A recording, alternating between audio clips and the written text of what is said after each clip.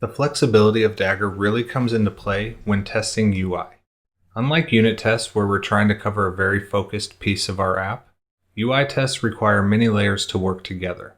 You can perform UI tests either by testing your fragment within its own module or testing it as part of the whole app in the main app module. We're going to test our fragments within their own module. It would feel a bit odd to have some tests for a specific feature in the main app module, while others, like unit tests, were in the feature module. To enable this, we need to set up a test framework that includes a custom test application class, a test application component, and set up our dependencies like the GitHub API. The first thing we have to do is modularize our application component. We are going to have a test application component that extends this, and so it needs to be in its own module to allow our test module to depend on it. Create a new module called AppComponent.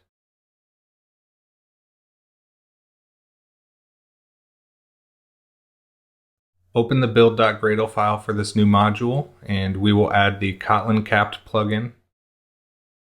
Update the versions as usual.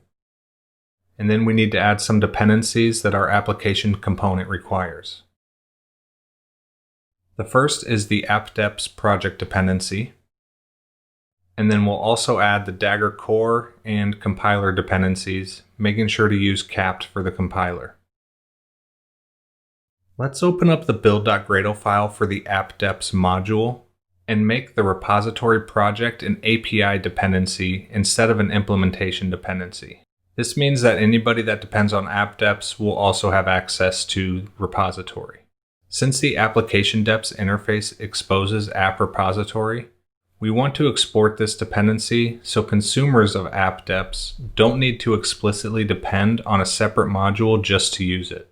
This is something I should have done from the start, but it's not actually affecting us until now.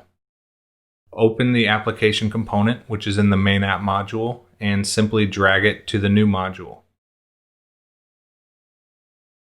In the app modules build.gradle file, add a dependency on the app component project. We can run a clean and a build, and we should have one single error in the GitHub browser app, and using the quick action to update the import should fix that. Run a build again, and everything should be fine, and we're good to move on.